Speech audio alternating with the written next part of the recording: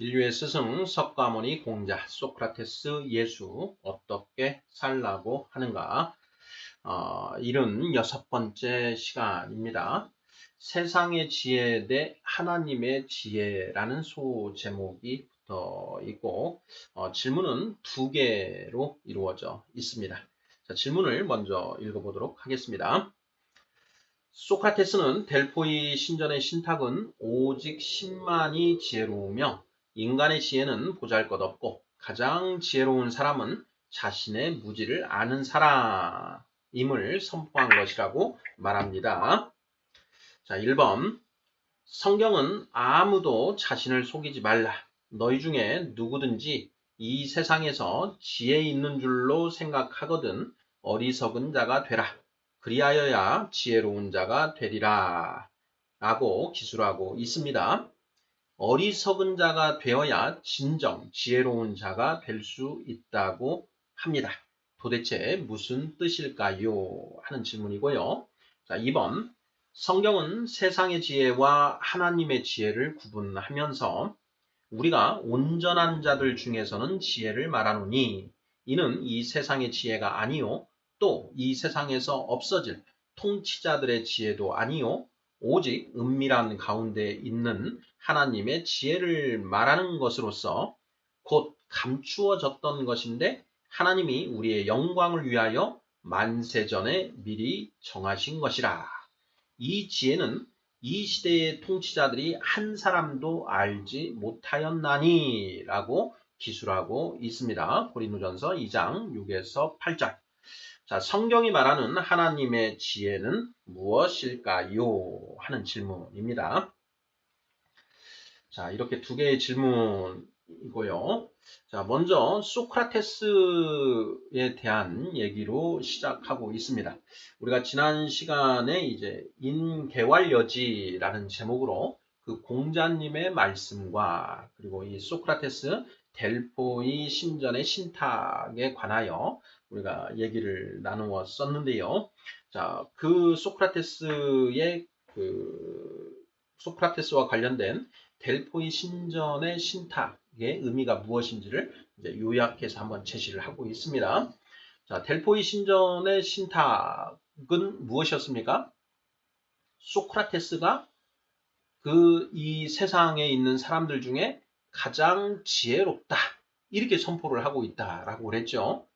자, 그 선포의 의미, 신탁의 의미를 이제 소크라테스가 이 소크라테스의 변명이라고 하는 그 책, 즉 소크라테스가 아테네 그 법정, 아테네 시민 재판관들로 구성된 그 아테네 법정에서 그 사형 선고를 받기 전에 이제 소크라테스가 많은 이야기들을 이제 아테네 시민들에게 합니다. 자, 그러면서 그 내용 중에 델포이 신전의 신탁 이야기를 하면서 그 신탁, 소크라테스가 모든 사람들 중에 가장 현명하다라고 하는 그 델포이 신전의 신탁의 의미가 무엇인지를 이제 그 설명을 하는데 소크라테스의 그 요지는 무엇이었는가? 바로 이것이었다라는 것이죠. 오직 신만이 지혜로우며 인간의 지혜는 보잘것없는 것이다. 가장 지혜로운 사람은 자신의 무지를 아는 사람이다. 이렇게 그것이 이 말이 바로 신탁의 의미다. 이것이 신탁의 의미다. 이렇게 선포를 한다라고 했습니다. 지난 시간에 이제 충분히 설명한 내용이기 때문에 자, 바로 1번 문제 넘어가 보도록 하겠습니다. 자, 성경은 아무도 자신을 속이지 말라. 너희 중에 누구든지 이 세상에서 지혜 있는 줄로 생각하거든 어리석은 자가 되라. 그리하여야 지혜로운 자가 되리라고 기술하고 있습니다. 고린도전서 3장 13절. 자, 어리석은 자가 되어야 진정 지혜로운 자가 될 수 있다고 하는데요. 이것이 도대체 무슨 뜻일까요? 하는 질문입니다. 네, 이 문제도 우리가 지금 최근에 몇 번 언급이 된 그 말씀입니다. 고린도전서 3장 18절, 고린도전서 3장 18절. 사도 바울이 고린도 교회의 성도들에게 쓴 첫 번째 편지이기 때문에 고린도 전서 이렇게 이야기를 합니다. 고린도 후서도 있죠. 이제 두 번째 편지. 사도 바울의 편지가 이렇게 성경으로 정경으로 채택이 되어서 이 한 권으로 이제 묶여 있는 것이지요. 그 고린도전서 3장 18절을 보면 자, 진정으로 지혜로운 자가 되려면 먼저 어리석은 자가 되어야 한다. 이렇게 선포를 하고 있습니다. 자, 그렇지요. 자, 아무도 자신을 속이지 말라. 너희 중에 누구든지 이 세상에서 지혜 있는 줄로 생각하거든 어리석은 자가 되라. 그리하여야 지혜로운 자가 되리라. 이렇게 선포하고 있다는 것이죠. 자, 이 말씀이 도대체 무슨 뜻인가? 예, 알쏭달쏭, 수수께끼 같은 그런 말씀이다라는 것이죠. 자, 이 말씀의 의미, 어리석은 자가 되어야 진정 지혜로운 자가 될 수 있다라는 게 도대체 무슨 뜻인가 하는 그런 질문이고, 이것에 대해서 여러 번 이제 우리가 나누었습니다. 자, 정답은 무엇인가요? 정답은 자, 우리가 기존에 가지고 있는 이 생각들, 어떤 가치관념들, 이런 것들을 모두 버리고 백지 상태가 되어야만 이 스승들의 가르침을 온전히 받아들여서 참 지혜를 알게 된다. 이런 의미라고 했지요. 그것을 성경에서도 이렇게 이제 선포하고 있다라는 것입니다. 너희가 정말로 지혜로운 자가 되려면 너희 머릿속에 들어있는 그 모든 똥들을 다 내버려라. 그 똥들을 다 내버려야만 비로소 지혜로운 자가 될 수 있다. 이렇게 이야기를 하는 것이지요. 자, 성경에서는 하나님의 지혜, 하늘의 지혜와 땅의 지혜를 이제 명확하게 구분을 하고 있다라고 했습니다. 자, 땅의 지혜는 무엇이냐? 이 땅의 복을 얻기 위한 지혜를 말하는 것이고, 하늘의 지혜는 무엇이냐? 하늘의 복을 얻기 위한 지혜다. 이렇게 이야기한다는 것도 우리가 살펴봤습니다. 자, 땅의 복은 무엇이냐? 땅의 복은 부와 권력과 명예와 쾌락. 이것이 바로 땅의 복이다. 자, 어떻게 하면 이 세상에서 부자가 되고 권력자가 되고 명예를 얻은 자가 되고 이 세상의 쾌락을 누리는 자가 될 수 있는가? 이 방법을 가르쳐 주는 것, 그 방법을 제시하는 것이 땅의 지혜다 하는 것이라고 했습니다. 하늘의 복은 무엇이냐? 하늘의 복. 거룩한 기쁨, 거룩한 감사, 거룩한 평화, 거룩한 안식, 이것이 바로 하늘의 복인데, 이러한 하늘의 복을 어떻게 하면 얻을 수 있는가에 관한 그 방법이 바로 곧 하늘의 지혜다. 이렇게 이야기를 했지요. 자, 성경은 우리가 이 땅의 지혜를 모두 내버리고 이 하늘의 지혜로 다시 채워져야 된다. 이렇게 이야기를 합니다. 자, 옛사람은 죽고 새 사람이 되었다. 자, 옛사람은 죽고 새 사람이 되어야 한다. 이렇게 이야기를 하는 것이죠. 우리 공자님의 그 가르침 중에도 자, 탕왕과 관련하여 일신우일신에 관한 그 말씀이 있습니다. 자, 일신우일신, 매일 새로워진다 이렇게 얘기를 했는데요. 어떻게 매일 새로워진다라는 것인가? 이것도 이제 같은 맥락에서 살펴봐야 됩니다. 논어와 중용에서 그 이야기하고 있는 새로워지는 존재는 군자를 의미한다라고 했죠. 군자는 어떤 사람이냐?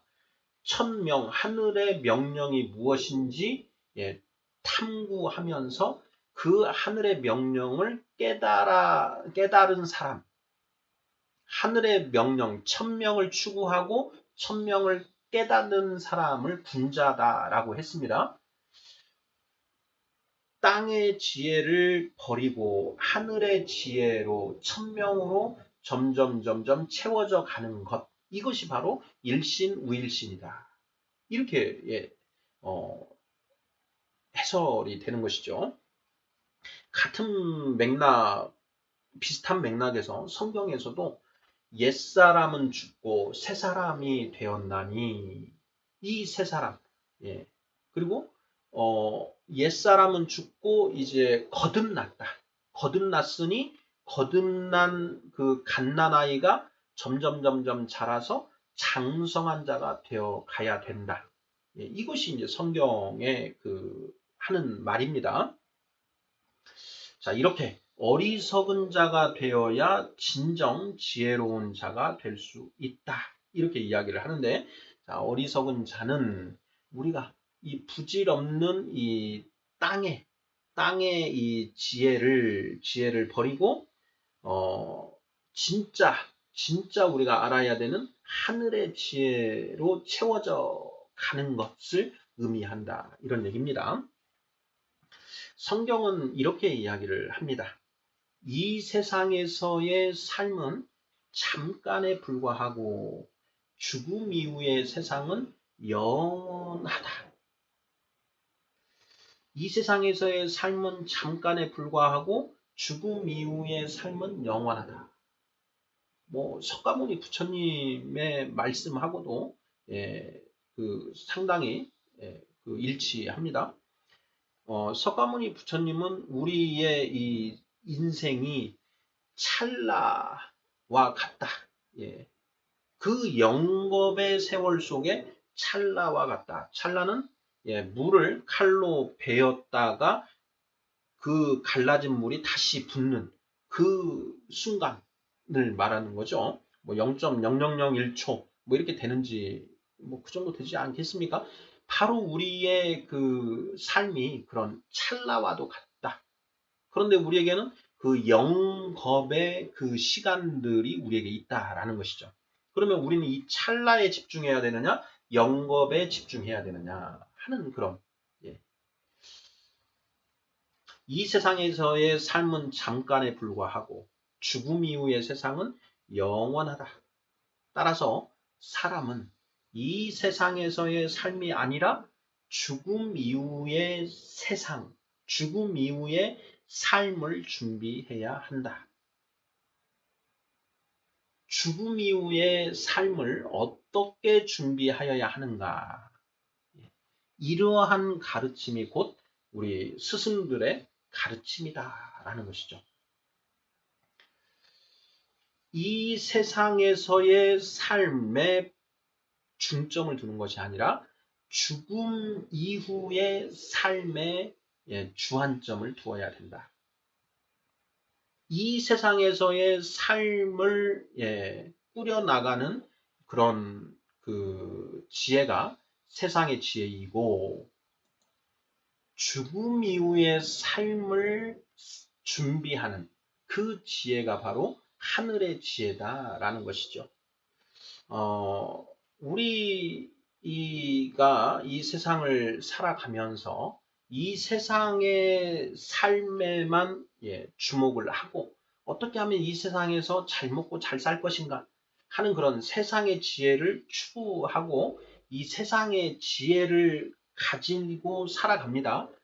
물론 세상의 지혜를 가진 사람도 있고 못 가진 사람도 있는데, 그런 세상의 지혜를 가진 사람들은 결국은 헛똑똑이다. 이렇게 우리가 볼 수 있지요. 헛똑똑이로 살 것인가, 진짜 똑똑한 사람으로 살 것인가. 헛똑똑이는 이 세상의 지혜를 추구하고 그것으로 살아가는 사람인 것이고요. 진짜 똑똑한 사람은 하늘의 지혜를 추구하고 하늘의 지혜로 살아가는 사람이다. 자, 그래서 고린도전서 3장 18절은 너희 중에 누구든지 이 세상에서 지혜 있는 줄로 생각하거든 어리석은 자가 되라. 그리하여야 지혜로운 자가 되리라. 이렇게 선포하고 있다라는 것입니다. 2번 문제 보겠습니다.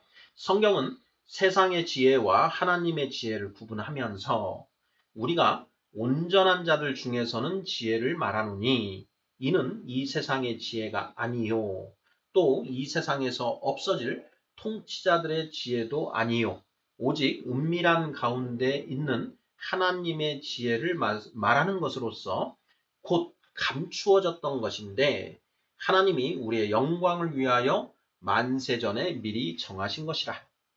이 지혜는 이 세대의 통치자들이 한 사람도 알지 못하였나니 라고 기술하고 있습니다. 고린도전서 2장 6절에서 8절.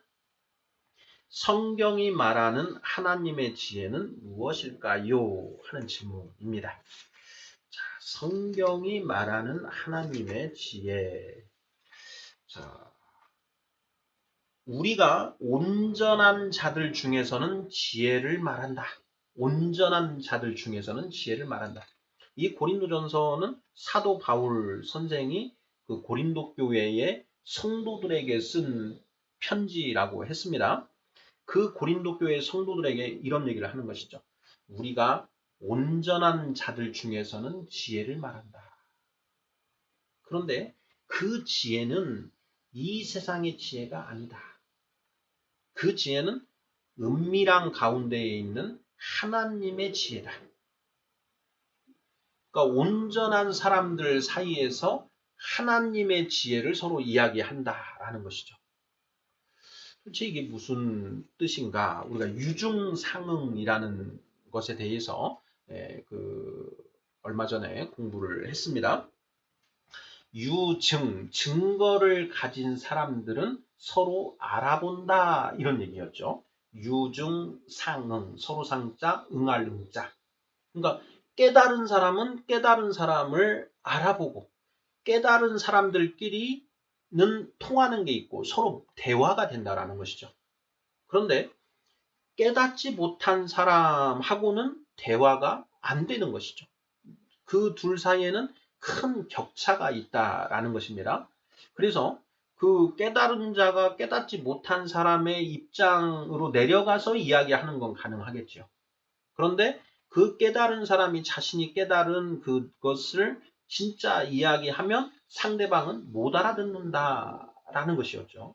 그래서 우리가 1, 2, 3, 4단계 인격자들은 5단계 인격을 가진 이 스승들의 가르침을 온전히 이해할 수 없다라는 것을 이제 이야기했고요.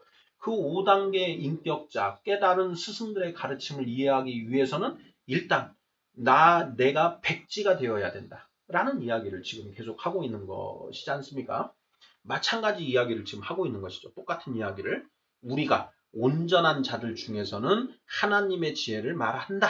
이렇게 지금 이야기하고 있다는 것이죠. 온전한 자들 중에서는. 온전한 자는 여기에 뭐 장성한 자, 완전한 자, 신령한 자 이런 개념으로 이제 같이 혼용해서 사용이 되고 있습니다. 그러니 여기에서 우리가 온전한 자들 중에서는 지혜를 말한다. 이래 했을 때는 깨달은 사람들끼리는 정말 이 차원 높은 이야기를 한다. 이런 얘기를 한다라는 것이죠. 그러면서 이 하나님의 지혜가 어떤 것이냐? 감추어져 있던 것이다. 감추어져 있던 것으로 하나님이 우리의 영광을 위하여 만세전에 미리 정하신 것이다.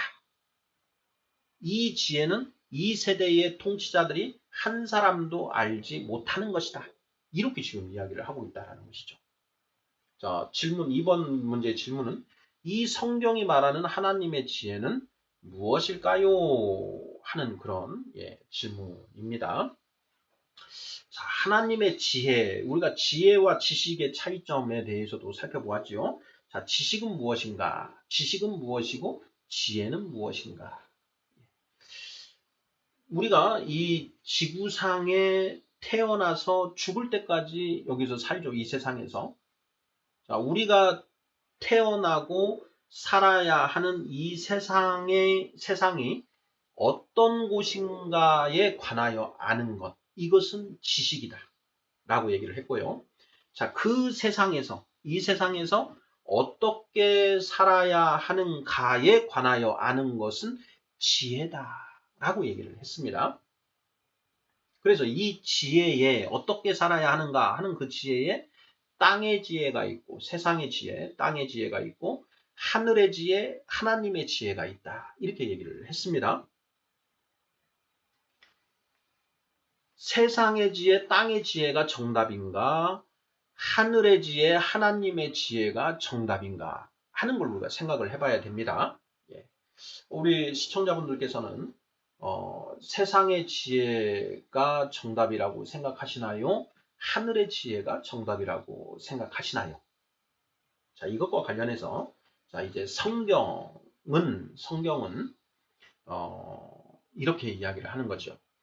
성경의 창세기 1장 1절 태초에 하나님이 천지를 창조하시니라 이렇게 시작을 하고 있습니다. 이 세상을 하나님이 창조하셨다. 그러면 이 세상에 대해서 가장 잘 알고 계신 분은 하나님이시다. 완전하게 알고 계신다. 왜? 본인이 창조하셨으니까. 그러면 그 창조하신 하나님만이 온전히 이 세상에서 우리 인간들이 어떻게 살아야 하는 것인지에 대해서 가장 잘 알고 계시고 정답을 알고 계신다라는 것이죠. 반면에 피조물에 불과한 인간들은 이 세상에서 어떻게 살아야 하는지에 대한 답을 제대로 알지 못한다라는 것이죠. 왜냐? 인간은 그 아주 유한한 존재다라는 것이죠. 우리 인류의 역사만 해도 벌써 우리가 수만 년, 또는 이렇게 수백만 년 이렇게 되었다라고 하는데 그 수백만 년의 그 역사 속에서 우리는 길어봐야 100년 사는 거지 않습니까? 오늘날 우리 100세 인생이라고 하는데 그 만 년 중에 100년이라고 해봐도 얼마 안 되는데 수백만 년 중에 그 100년 그거 사는 인간이 우리가 이 세상에 대해서 알아봤자 얼마나 아느냐 알겠는가 하는 것이죠. 인류의 이 지식이 축적이 되었다라고 하는데 이 문자로 기록되어서 축적된 그 인류의 지식이라고 해봐야 3, 4천 년을 넘지 않습니다. 수백만 년의 그 세월 속에 겨우 3, 4천 년 동안 인간이 탐구해서 알고 있는 내용이 과연 얼마나 될 것인가? 정말 보잘것없는 그런 내용 아니겠습니까? 그래서 우리가 오늘날도 이 과학을 통해서 우리가 살고 있는 이 우주에 대해서 계속 연구를 하고 있는데 우리가 지금 그 탐구에 들어간 부분이 얼마나 되는가? 우주에서도 겨우 이제 최근에 화성에 이제 그 착륙선이 이제 착륙한 그런 상황이고, 미생물, 우리 지금 코로나 그 바이러스에도 쩔쩔매고 있는 그런 상황이지 않습니까? 그래서 이 세상에 대해서 우리는 정말, 조금밖에 알고 있지 못하다라는 것이죠. 그런 어떤 그 유한한 그런 우리 인간 존재가 그 아주 피상적인 아주 적은 그 이 지식을 가지고 이 세상에서 어떻게 살아야 되는가에 대한 정답을 안다라고 하는 것은 정말 그 주제 넘은 그런 발상이다라는 것이죠. 그래서 소크라테스가 너 자신을 알라라고 하는 것이죠. 우리가 얼마나 무지한 존재인지를 알아야 한다. 오직 신만이 지혜로우며 인간의 지혜는 보잘것없고 가장 지혜로운 사람은 자신의 무지를 아는 사람이다. 이렇게 이야기를 한다라고 한 것이지 않습니까? 성경이 말하는 하나님의 지혜는 무엇일까요? 창조주이신 하나님이 직접 인간은 이렇게 살아야 된다 라고 하는 것을 가르쳐 주셨다. 그것이 바로 이 계시된 성경 말씀이다. 이렇게 이제 크리스찬들은 이야기를 하지 않습니까? 그래서 하나님의 지혜라는 것, 이 하나님의 지혜는 만세 전에 미리 정해진 것이고 감추어져 있는 것이다. 그런데 그 하나님의 지혜가 이렇게 계시를 통해서 이 말씀으로 문자화 되어서 우리에게 주어졌다라는 것이죠. 그래서 이 성경에 하나님의 지혜, 곧 인간이 어떻게 사는 것이 정답인지가 기록되어 있다라는 것이죠. 자, 성경이 말하는 그러면 하나님의 지혜, 하나님은 우리 인간에게 어떻게 살아야 한다라고 말씀하고 있는 것인가 하는 부분을 이제 우리가 탐구해서 봐야 되는데요. 이 성경을 이제 우리가 깊이 뭐 연구를 해보면 제가 보기에는 이런 맥락인 것 같습니다. 성경 66권에 이제 창세기부터 요한계시록까지 이거는 쭉 읽어보면 정말 쫙 전체가 다 일목요연하게 맥락이 이렇게 쭉 이루어져 있고 그 안에 이렇게 모순저촉이 없습니다. 굉장히 일관되어 있는 이야기가 이렇게 기록이 되어 있는데 성경은 그 하나님이 장차 만드실 그 새하늘과 새 땅에 관해서 이야기를 하고 있고 그 새하늘과 새 땅에서 영원한 삶을 살아갈 그 천국 백성들에 대한 이야기를 하고 있습니다. 요한계시록 성경 66권 중에 가장 마지막에 이제 묶어져 있는 성경이 요한계시록인데요. 그 요한계시록 21장을 보면 새하늘과 새 땅에 관하여 이제 쓰여져 있습니다. 그 새하늘과 새 땅에서 이제 하나님과 함께 영원한 삶을 살아가는 이제 그 천국 백성들이 있는데요. 이 성경의 쭉 그 맥락은 어떻게 하면 너희가 이 천국 백성이 될 수 있는지 그것에 관해서 이야기를 하고 있는 것 같습니다. 예수님은 이제 탕자의 비유를 들어서 우리 인간의 삶의 궁극의 목표가 무엇인가를 이야기하고 있다라는 것이죠. 자, 우리는 성경에 의하면 지금 우리가 살고 있는 이 세상의 하늘과 땅은 이제 나중에 불타 없어지고 새 하늘과 새 땅이 이제 만들어지게 되는데 그 새 하늘과 새 땅이 곧 천국이고 그 천국의 시민권을 얻는 것 그것이 이 세상에서 우리가 추구해야 될 유일하게 중요한 가치이다. 이런 걸 이야기하고 있다라는 것입니다. 이 세상에서 우리가 100년을 산다라고 했을 때 100년의 그 삶 속에서 천국의 시민권을 얻는 사람이 있고 얻지 못하는 사람이 있다.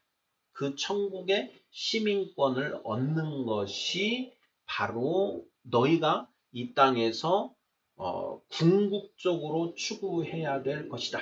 그리고 그 천국 시민권을 얻기 위해서 어떻게 해야 하는가 하는 것이 바로 하나님의 지혜, 하늘의 지혜이다. 이런 이야기를 하고 있다라는 것입니다.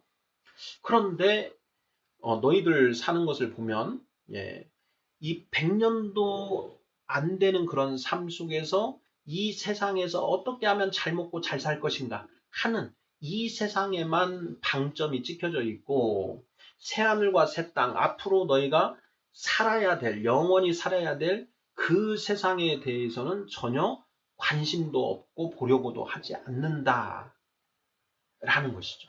그래서 이 쓸데없는 이 세상의 것을 얻기 위한 이 세상에서 잘 먹고 잘 살기 위한 그 지혜만 얻는데 몰두하고 있다. 그것은 잘못된 것이다. 이런 이야기를 하고 있다라는 것입니다.